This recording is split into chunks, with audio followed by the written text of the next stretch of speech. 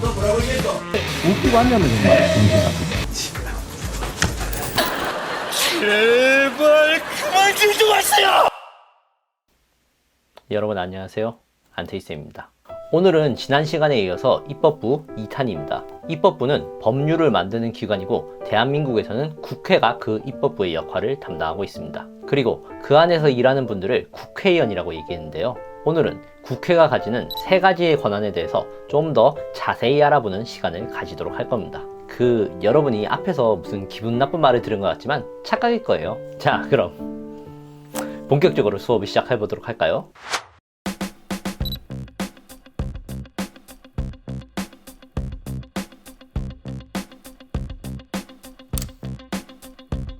대한민국의 헌법에 나와 있는 대표적인 3가지의 국가기관이 있습니다. 입법부, 사법부, 행정부. 이들은 법률을 만들고 정책을 실행하고 재판을 합니다. 매우 중요한 기능을 맡고 있는 만큼 강력한 권력을 가진 기관들이기도 합니다. 그래서 이 기관들은 권력이 어느 한쪽에 몰리지 않도록 하기 위해 서로를 견제합니다. 만약 이 셋 중에 하나가 지나치게 강해지면 대한민국은 그 기관 맘대로 움직이게 돼버릴 거니까요. 서로 견제를 하는 과정에 이 3기관들의 권력은 분리되어 균형을 이루게 되는데 이를 삼권분립이라고 합니다. 입법부는 법률을 만드는 권한도 있지만 옆에 있는 행정부와 사법부를 견제하는 권한도 가지고 있습니다. 화면에 국회의 3가지 권한 보이나요? 이 중 입법에 관한 권한은 말 그대로 법률을 만들 수 있는 권한이며 나머지 둘은 행정부와 사법부를 견제하기 위한 용도로 기능한다고 생각하면 됩니다. 국회의 권한까지 완벽히 알게 되면 여러분은 국회에 대한 기본적인 내용은 모두 이해했다고 봐도 좋아요. 자, 그럼 첫 번째로 입법에 관한 권한을 살펴봅시다. 지난 시간에 배웠듯 법률이 만들어지기 위해서는 위원회와 본회의라는 과정을 거친다고 말씀드렸는데요. 이걸 좀 더 자세히 알아볼 거예요. 어떻게? 이렇게 4단계로 한번 알아봅시다. 잠깐! 절차를 설명하기 전에 어려운 단어들이 쏟아질 거니 미리 한번 봐두고 시작합시다. 일시정지해 놓고 1분 정도 한번 살펴보세요. 자, 그럼 다시 시작해볼까요? 1번, 법률안 제출입니다. 법률이 될 내용을 정리해 놓은 문서를 법률안이라고 하는데요. 국회의원들이 법률안을 국회에 제안하면서 절차가 시작됩니다. 국회의원 혼자서는 안 되고 10명 이상이 모여야 법률안 제안이 가능합니다. 또는 국회의원이 아닌 정부에서도 법률안을 제출 가능하다고 하네요. 2번, 법률안 심의입니다. 제출된 법률안은 그 성격에 맞는 상임위원회로 가게 됩니다. 상임위원회는 열심히 토론을 한 다음에 해당 법률안을 그대로 통과시키거나 수정해서 통과시키거나 혹은 폐기를 하게 됩니다. 통과되면 이제 법률안이 본회의로 올라가게 되는데요. 본회의로 넘기는 것을 본회의에 상정한다고 얘기합니다. 3번, 본회의 심의 의결입니다. 본회의로 넘어온 법률안은 많은 국회의원들에게 최종 심사를 받습니다. 제적의원에 과반수가 출석하고 그 출석한 의원 중 과반수가 찬성하면 법률안이 드디어 통과가 되는 겁니다. 그런데 통과되면 끝이냐고요? 그게 아니죠. 4번, 법률안 공포입니다. 이 공포 말고 이 공포입니다. 확정된 내용을 국민들에게 알리는 것을 공포라고 하는데 대통령은 통과된 법률안을 15일 이내로 국민들에게 공포해야 합니다. 그러면 공포된 날로부터 20일 후에는 실제로 그 법이 효력을 갖게 되는 거죠.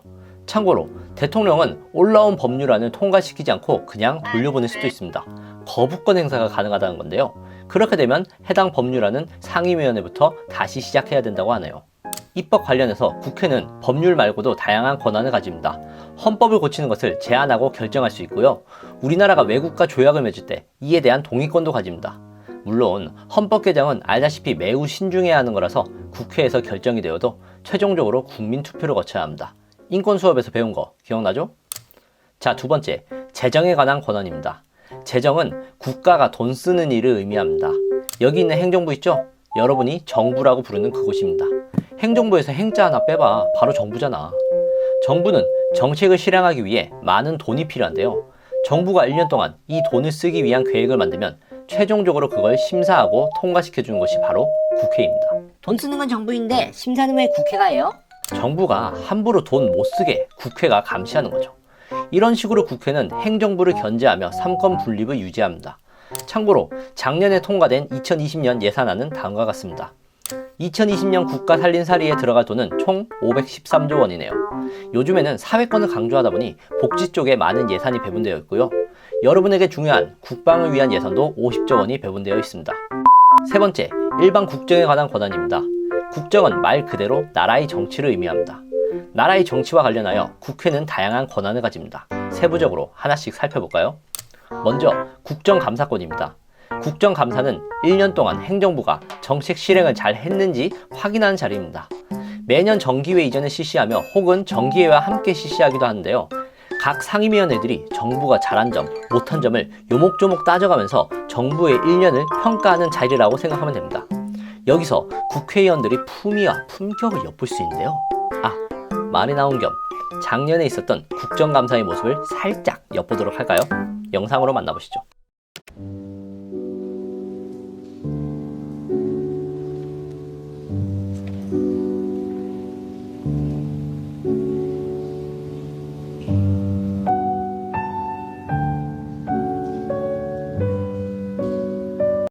정말 정신 좀 차렸으면 좋겠어. 원래 대통령 탄핵됐을 때 이미 탄핵됐을 의원들이 한두 명. 조심하세요. 야!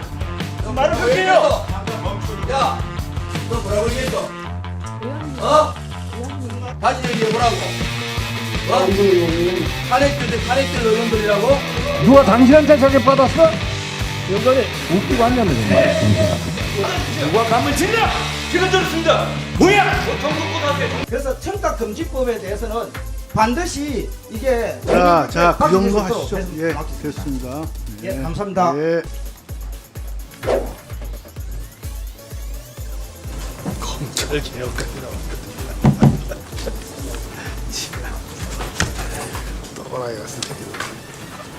국회에 이렇게 오셨는데 국회에서 이렇게 욕설을 듣고 가는 건 적절치 않은 것 같습니다. 예. 그래서 위원장님께서 유감 표명을 좀 하시는 게 좋을 것 하여튼 같습니다. 그거는 뭐 제가 아까 그 마지막에 이제 검찰 개혁 부분에 대해서 제가 검찰 개혁이라는 것이 이건 정치 그 장이 아니니까 그건 그렇게 얘기하는 건 좀 과하지 않냐 이런 표현을 한 건 사실입니다. 근데 제가 거기에 뭐 욕설을 했다는 거 이거는 제가 기억이 잘 안 나는데 뭐 여기 들으신 분들도 없잖아요 지금, 그렇죠?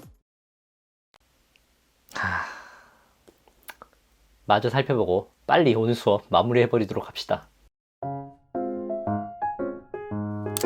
헌법기관 구성원 임명 동의권이 있습니다. 말 그대로 헌법기관의 구성원들을 임명할 때 최종 동의권을 가진다는 건데요.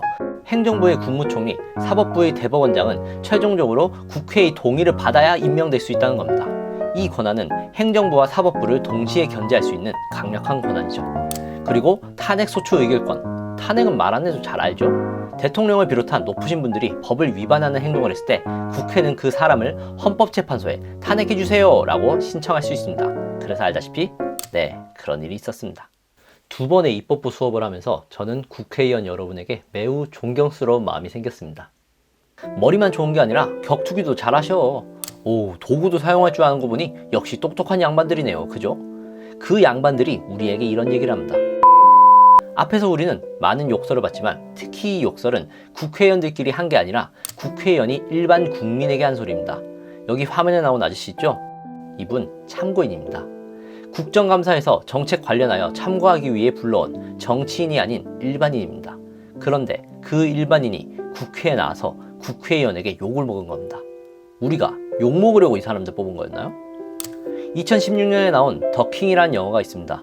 거기서 조인성이 주인공으로 나오는데 조인성은 영화에서 검사로 성공하려다가 완전히 무너지고 국회의원으로 재도전을 하게 됩니다. 선거 당일 국회의원 당선 결과 발표를 기다리는 조인성이 영화에서 관객들에게 이런 말을 건넵니다. 내가 당선됐냐고?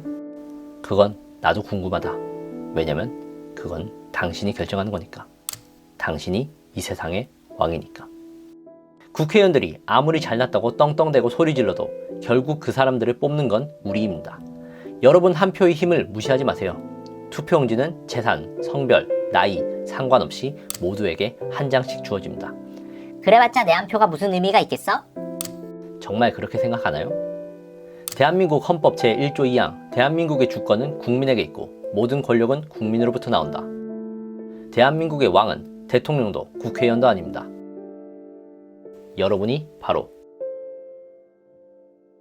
대한민국의 왕입니다.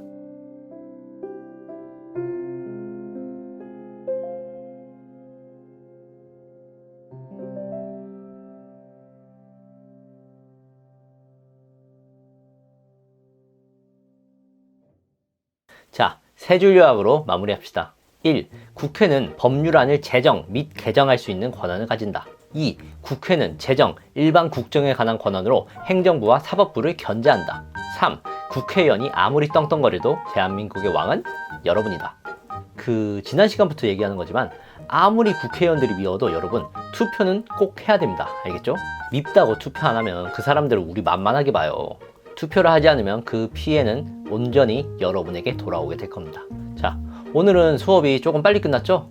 괜찮아요. 다음 주에 길게 할 겁니다.